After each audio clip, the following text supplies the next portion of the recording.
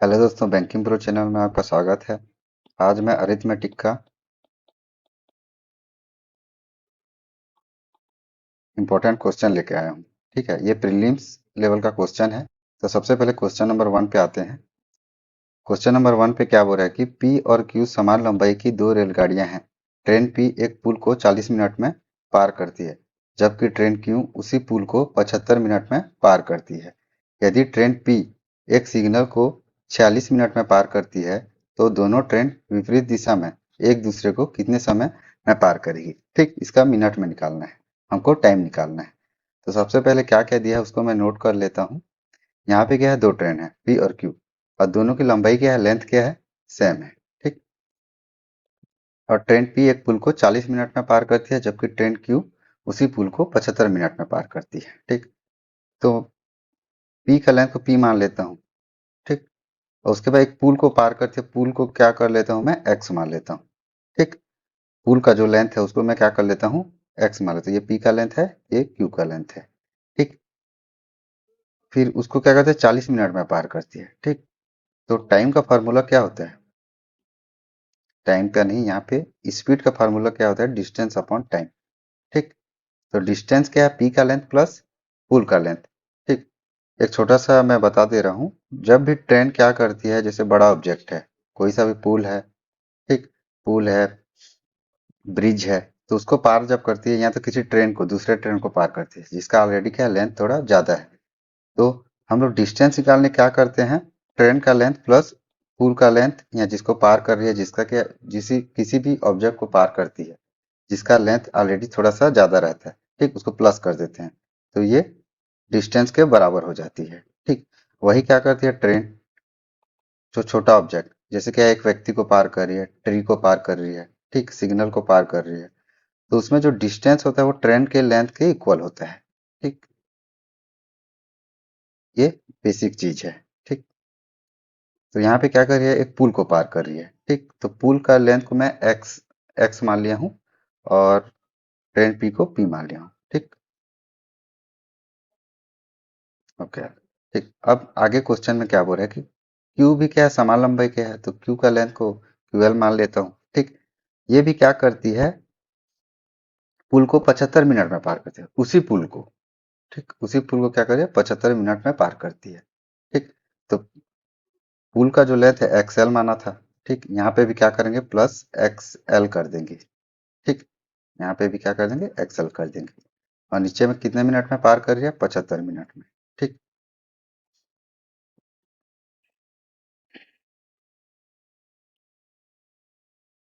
ठीक, कि जब भी क्या होता है, हमारा डिस्टेंस इक्वल रहता है। ठीक, डिस्टेंस इक्वल रहता है क्योंकि पी का लेंथ प्लस एक्सएल।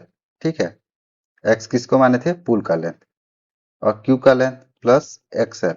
ठीक, एक्स किसको माने थे, पुल का लेंथ। ठीक, तो ये दोनों इक्वल होंगे। क्यों, क्योंकि समान लंबाई का बोला है और उसी पुल को पार कर रहे हैं। जब भी डिस्टेंस सेम होता है, हम क्या करते हैं, जो टाइम होता है वो स्पीड के प्रोपोर्शनल, डायरेक्टली प्रोपोर्शनल हो जाता है। ठीक, जस्ट अपोजिट हो जाता है। जाहिर सी बात है, स्पीड ज्यादा होगा तो टाइम कम लगेगा, टाइम ज्यादा हो तो स्पीड, टाइम ज्यादा लगेगा तो स्पीड क्या है, कम होगा।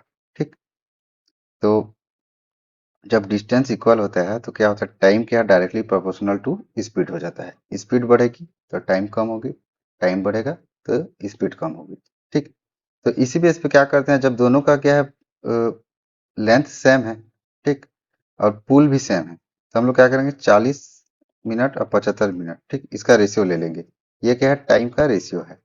ठीक, अब मैं अभी बताया था डायरेक्टली प्रोपोर्शनल होता है जब क्या है, डिस्टेंस सेम होता है। ठीक, तो इसको क्या हम काट देंगे, जिससे कटेगा, 5 8 40, 15 5 75, ये क्या है, टाइम का रेशियो। ठीक, तो स्पीड का रेशियो क्या होगा, जस्ट अपोजिट हो जाएगा।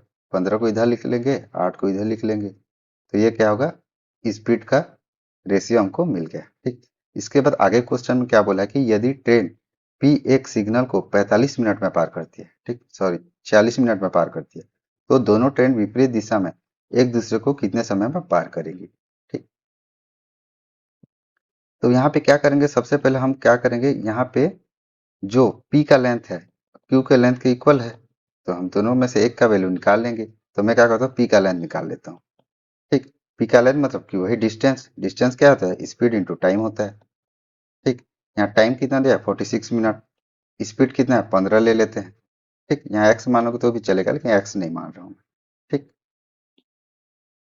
इतना होगा, ये पी का लेंथ है। तो पी का लेंथ ही क्या होता है, क्यू का लेंथ के इक्वल है, तो क्यू का लेंथ भी इतना ही होगा। कितना होगा 46 × 15। ठीक, अब मैं क्या करता हूँ, यहाँ पे एक ट्रैक बना लेता हूँ। ठीक, तो यहाँ पे P है, यहाँ पे Q है, ये दोनों क्या है, अपोजिट डायरेक्शन में है। यहाँ बताया नहीं, यहाँ विपरीत दिशाओं में एक दूसरे की ओर चल रही हैं। ठीक, और इसका जो लेंथ है, यहाँ का डिस्टेंस क्या है, दोनों का प्लस हो जाएगा। ठीक, जो Q का लेंथ प्लस P का लेंथ हो जाएगा यहाँ पे। ठीक, तो यहाँ पे हमको टाइम निकल, टाइम क्या होता है, डिस्टेंस अपॉन स्पीड होता है। ठीक, डिस्टेंस क्या है, दोनों को प्लस कर देंगे। ठीक, क्योंकि एक दूसरे को पार कर रही हैं। जब क्या होता है, बड़ा ऑब्जेक्ट को पार कर रहे हैं एक दूसरे से, एक क्योंकि पी का लेंथ भी दिया हुआ है और क्यू का लेंथ भी है यहाँ पे। ठीक, तो पी का लेंथ कितना है यहाँ पे 46 × 15, प्लस कर देंगे, क्यू का लेंथ भी वही होगा 46 × 15। ठीक, अब बट्टे में क्या है, स्पीड इसी फॉर्मूला में रख रहे हैं। ठीक, कंफ्यूज मत होना। उसके बाद क्या है, नीचे में क्या आएगा, स्पीड। स्पीड क्या है, दोनों क्या है, एक दूसरे की ओर जा रहे हैं, तो हमारा स्पीड क्या है, प्लस हो जाएगा। स्पीड कितना निकाले थे, 5:8, तो 15 + 8 कर देंगे। ठीक, तो यहाँ पे क्या है, मैं कॉमन लेता हूँ, 46 × 15 कॉमन ले लूंगा, तो यहाँ × 2 हो जाएगा। और 15 × 8 कितना होता है 23, तो 23 दूनी 40, 15 दूनी 30, 30 दूनी 60। तो क्या होगा, यहाँ पे 60 मिनट में एक दूसरे को पार करेंगे। ठीक, तो ऑप्शन ई क्या होगा, यहाँ पे सही होगा। ठीक है, ऐसे ही क्या है, क्वेश्चन को सॉल्व करना है।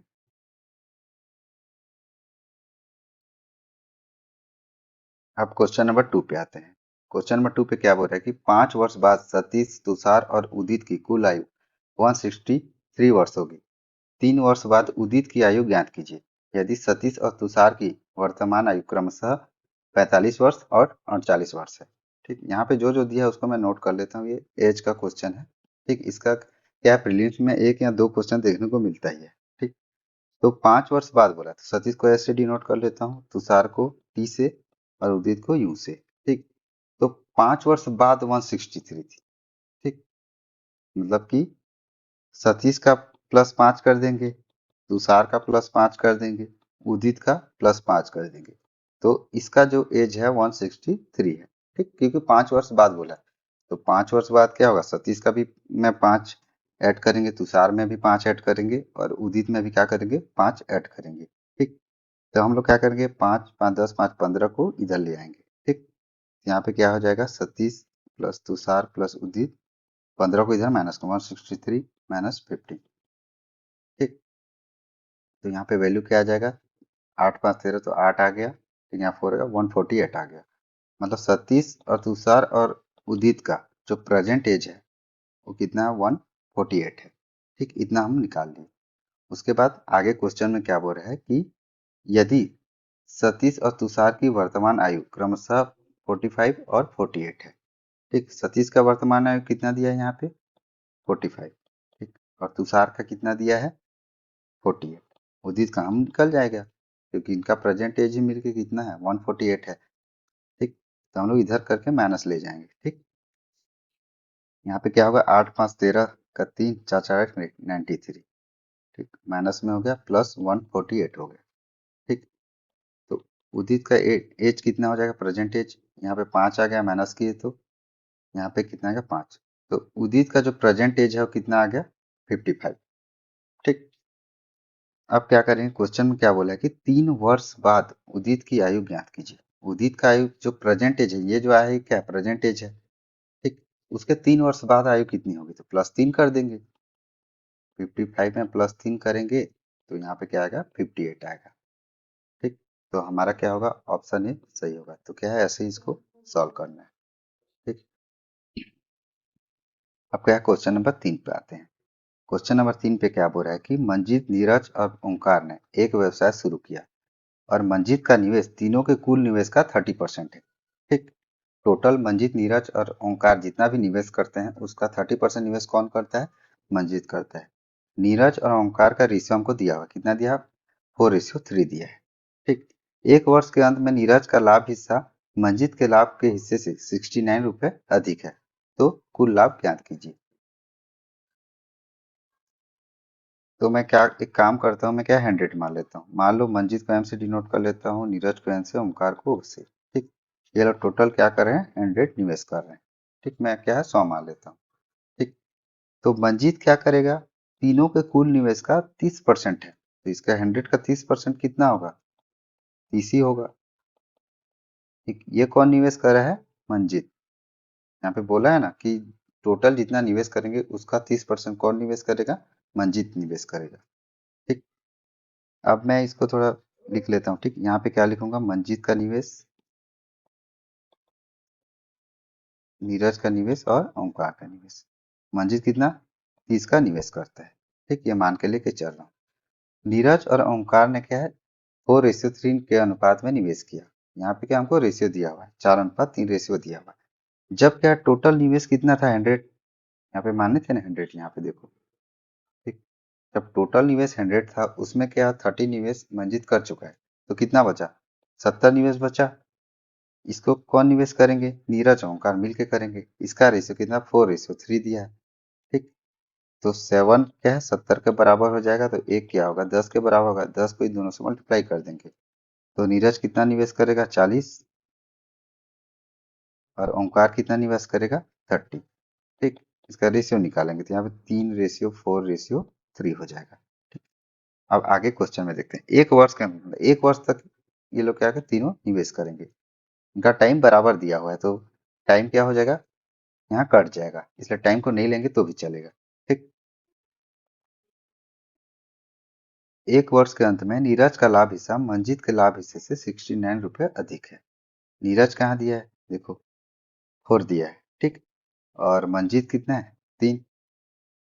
ठीक। इन दोनों का डिफरेंस कितना दिया है? 69। ठीक।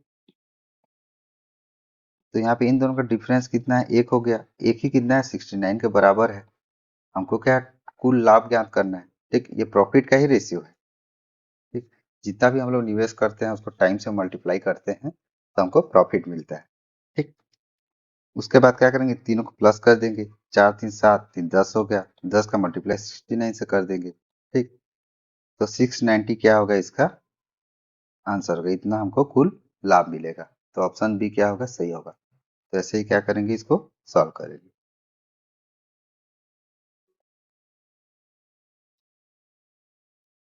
अब क्या क्वेश्चन नंबर 4 पे आते हैं। क्वेश्चन नंबर 4 पे क्या बोल रहा है कि पवन और राजू बिंदु ए से बी तक 72 किलोमीटर की दूरी क्रमशः 5 किलोमीटर प्रति घंटा और 7 किलोमीटर प्रति घंटा की गति से तय करते हैं। ठीक। राजू पहले बी पहुंचता है। ठीक। और तुरंत लौटता है और सी पर पवन से मिलता है। ठीक।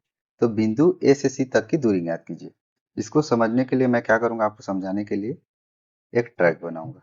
ठीक। डायग्राम से अच्छे से समझना। यहाँ पे क्या है? ट्रेन ये है। ठीक।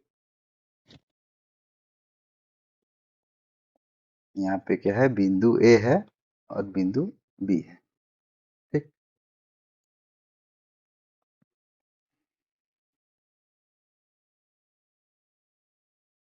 ठीक। यहाँ पवन को पी से डिनोट कर लेता हूँ और राजू को क्या है? आर से डिनोट करता हूँ। दोनों क्या है? एक ही बिंदु से निकलते हैं, बिंदु ए से निकलते हैं। ठीक। यहाँ पे जो ट्रैक का जो डिस्टेंस है वो कितना है? 72 किलोमीटर है। ठीक। तो क्या करता है? पवन क्या है? पवन का स्पीड कितना है? 5 किलोमीटर पर आवर है। ठीक। और वही राजू का स्पीड कितना है? 7 किलोमीटर पर आवर है। ये हमको दिया हुआ है। ठीक। राजू पहले बी पहुंचता है क्योंकि राजू का स्पीड है, स्पीड ज्यादा है तो जाहिर सी बात है टाइम कम लगेगा, जल्दी पहुंचेगा। ठीक। तो राजू पहले क्या है? बी तक पहुंच जाता है। देखो यहाँ से चलना चालू करता है राजू, अब बी तक पहुंच जाता है। ठीक।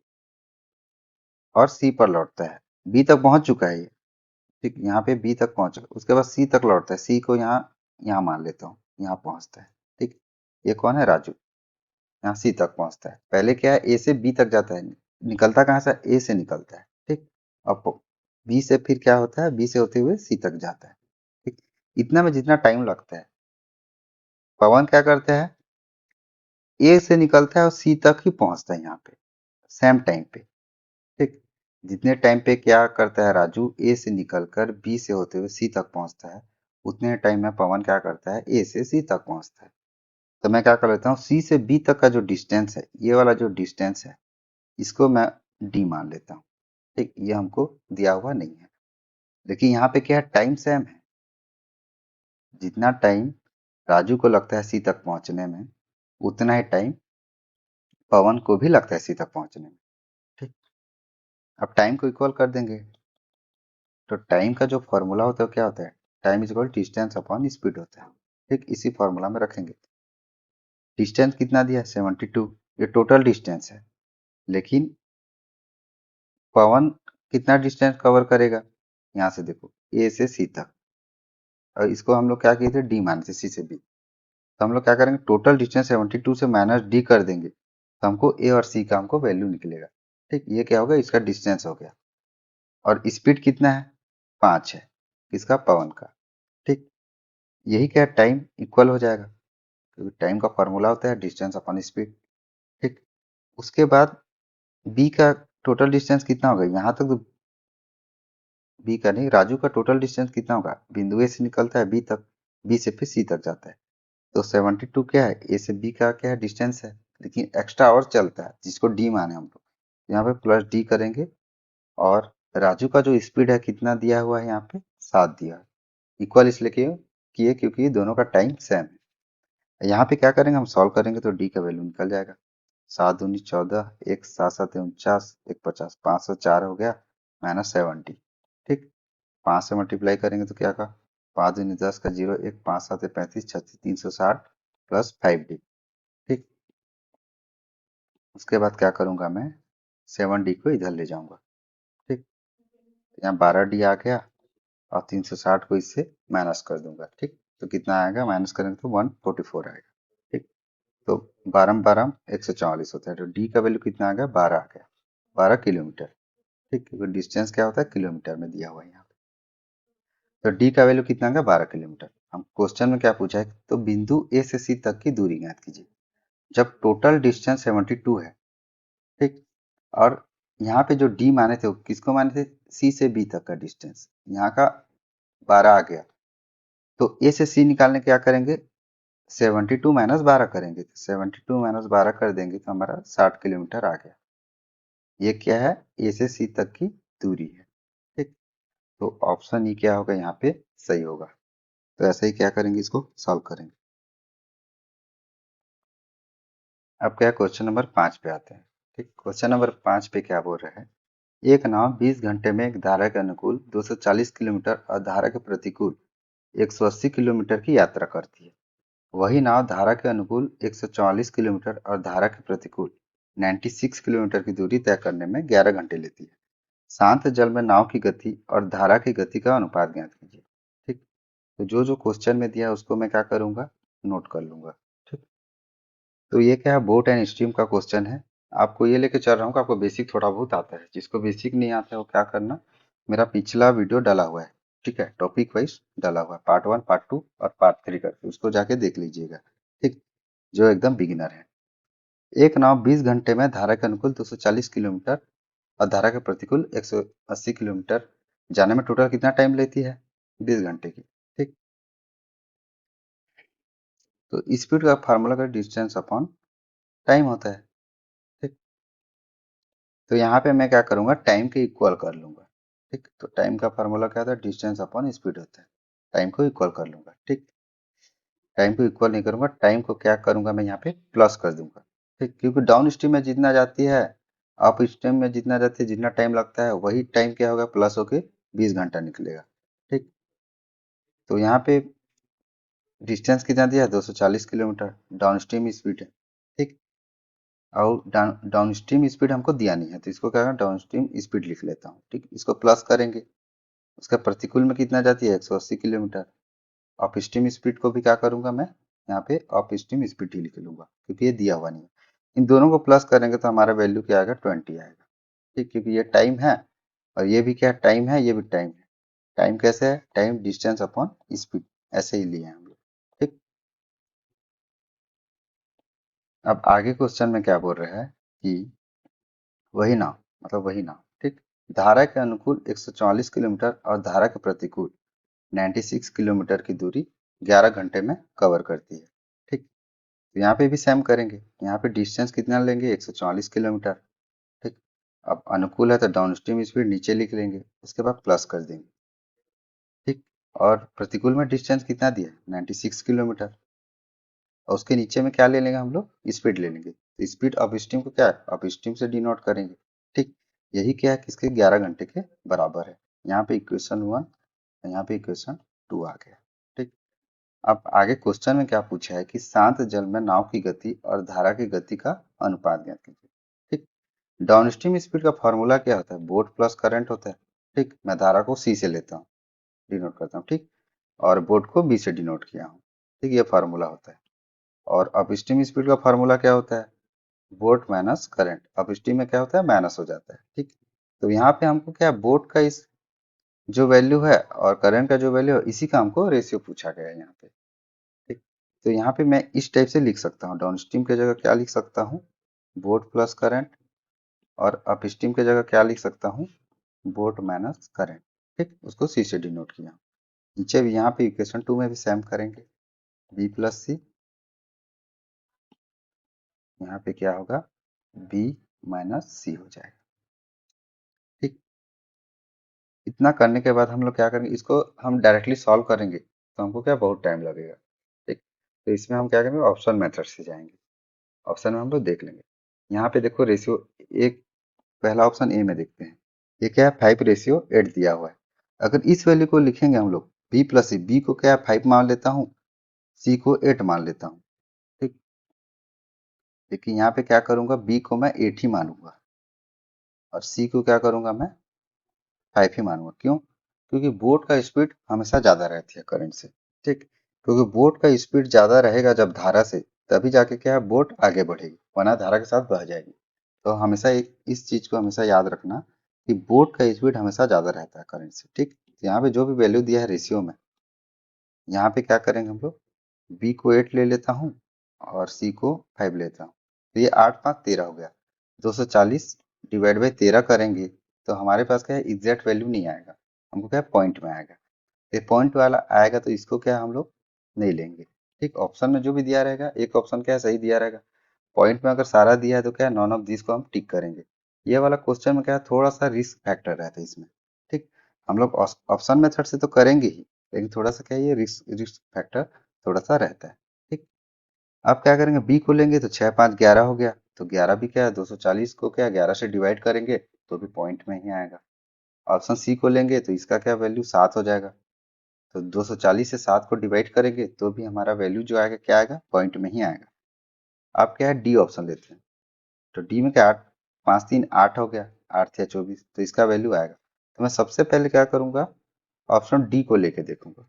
ठीक, नहीं आएगा तो फिर दूसरा ऑप्शन का क्या पॉइंट वाइज मैं चेक करके देखूंगा जरूर, लेकिन सबसे पहले क्या है, जिससे जिससे डिवाइड होता है उसी ऑप्शन को हमको लेके चलना है।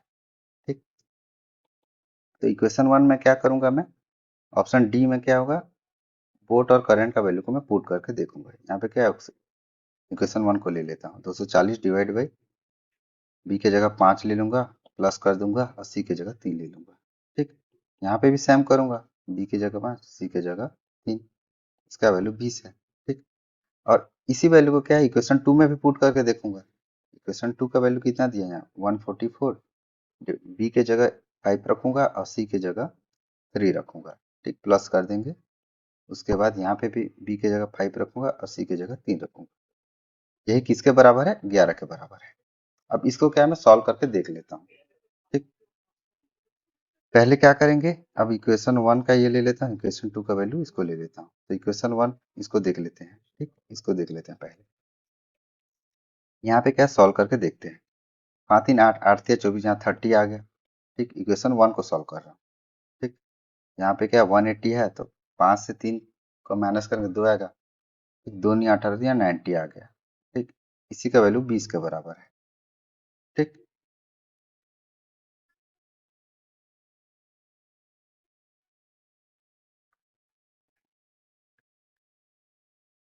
यहाँ पे इसका वैल्यू कितना आ गया, 120 आ गया।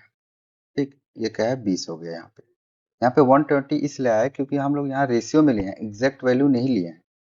इस चीज को ध्यान में रखना। ठीक, हम लोग क्या किए हैं, एग्जैक्ट वैल्यू नहीं लिए हैं। यहाँ पे एक तरफ से मैं एक्स भी मान सकता हूँ, रेशियो है, तो यहाँ पे क्या करता हूँ मैं, चलो समझने के लिए मैं एक्स ही ले लेता हूँ। ठीक, अच्छे से आपको समझ में आएगा, एक्स ही ले लेता हूँ। तो यहाँ पे क्या होगा, 30 डिवाइड बाई एक्स हो जाएगा, यहाँ पे क्या है 90 डिवाइड बाई एक्स हो जाएगा, इसी का वैल्यू 20 है। ठीक, तो 120 divide by x is equal to 20। तो x का वैल्यू यहाँ कितना आ जाएगा, तो छक्का 12 6 आ जाएगा। ठीक, x का वैल्यू 6 आ गया। वैसे ही क्या करेंगे, इक्वेशन 2 में पुट 2 को सॉल्व करके देखेंगे। इसका वैल्यू भी सेम आना चाहिए, जो x है जिससे हम मल्टीप्लाई करेंगे उसका वैल्यू क्या आना चाहिए, सेम आना चाहिए। तभी हमारा क्या है, जो रेशियो दिया हुआ है वो सही होगा। ठीक, तो मैं यहाँ पे साइड में बना लेता हूँ, यहाँ पे 144 कर लेता हूँ, उसके बाद 5 3 8x हो जाएगा। उसके बाद यहाँ पे 96 कर लेता हूँ, अब 5 में 3 गया 2x हो जाएगा, इक्वल टू 11 हो जाएगा। ठीक, फिर 8 को सोल्व कर दूंगा, 8 एकम 8 8 8 64, 18 डिवाइड बाई एक्स हो गया, ये 2 से कट जाएगा, 2 4 8 2 8 16, 48 डिवाइड बाई एक्स हो जाएगा, इज इक्वल टू 11 हो जाएगा। ठीक, 8 8 16, 4 5 66 हो गया, एक्स हो गया 11 हो गया, 11 से 6 कट जाएगा। ठीक, एक्स का वैल्यू यहाँ भी 6 आ गया। ठीक, तो दोनों का वैल्यू यहाँ पे क्या हो रहा है, एक्स क्या है, एक्स का वैल्यू 6 ही आ रहा है दोनों में, इक्वेशन 1 और इक्वेशन 2 को सॉल्व करने के बाद। तो इससे हम श्योर हो जाएंगे कि हमारा जो ऑप्शन डी है यही क्या है, आंसर है। जैसे क्या है, क्वेश्चन को सॉल्व करना है। ठीक,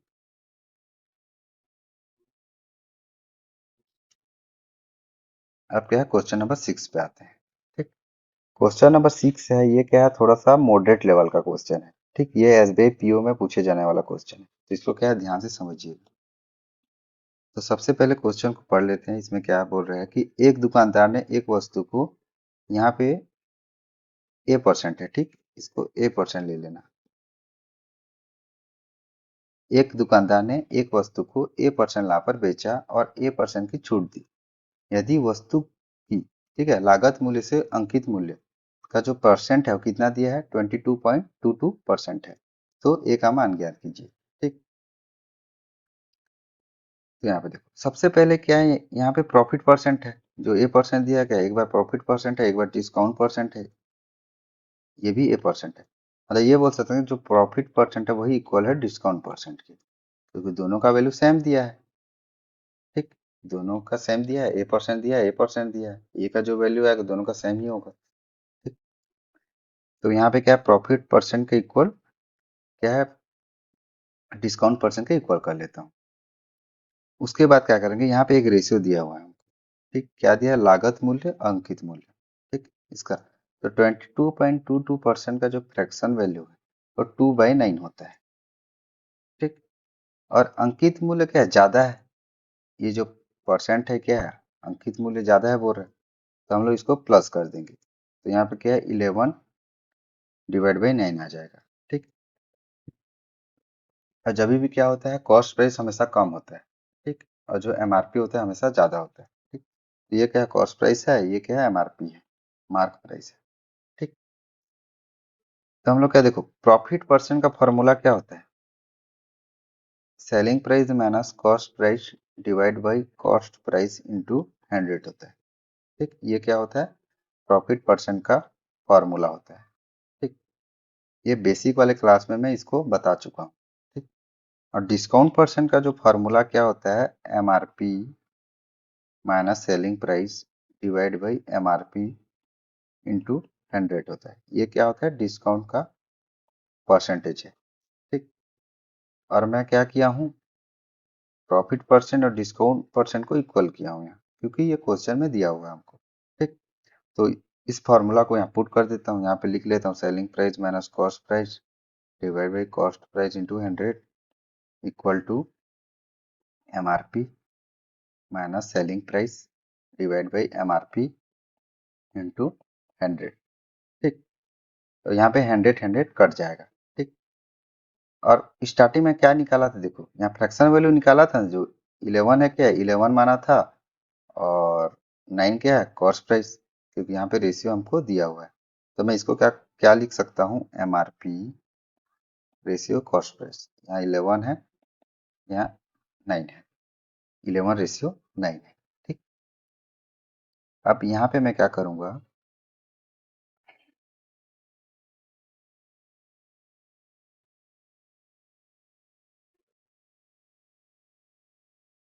जो सेलिंग प्राइस है, क्योंकि दोनों हम इक्वल किया तो सेलिंग प्राइस, और सेलिंग प्राइस को यहाँ मैं क्या करूँगा, मैं एक्स मान लूँगा। ठीक। यहाँ पे क्या हमको सेलिंग प्राइस का वैल्यू दिया नहीं हुआ है। ठीक। तो हम दोनों को क्या करेंगे, इक्वल करके हम लोग क्या करेंगे, इसका वैल्यू निकालेंगे। तो एक्स, तो सेलिंग प्राइस को एक्स ले लूंगा। उसके बाद कॉस्ट प्राइस हम कितना दिया है देखो, 9 डिवाइड बाई 9। ठीक, वही इक्वल हो जाएगा। MRP कितना, 11। सेलिंग प्राइस कितना माने थे, एक्स माने थे। ठीक। और डिवाइड बाई कितना हो जाएगा, 11 हो जाएगा। ठीक। अब इसको क्या करें, सॉल्व कर देंगे। ठीक। तो यहाँ पे 11x आ जाएगा, 11×9 = 99। यहाँ पे 11×99 माइनस 9x आ जाएगा। ठीक। अब 9x को क्या करूँगा, इधर ले आऊँगा तो यहाँ 20x हो जाएगा, और 99 माइनस 99 को इधर ले जाऊँगा। ठीक। तो 9 9 9×2=18, 1 9×18 को 198 आ जाएगा। ठीक। तो x का वैल्यू कितना आ जाएगा, 198 डिवाइड बाई 20। इसको सॉल्व कर देंगे, 2 से कट जाएगा, 2×9=18, 2×9=18 डिवाइड बाई 10। यहाँ पे 9.9 आ गया। ये क्या है, सेलिंग प्राइस का वैल्यू है। हम x किसको माने थे, सेलिंग प्राइस को ही मानते थे। सेलिंग प्राइस हमारा कितना आ गया, 9.9 आ गया यहाँ पे। ठीक।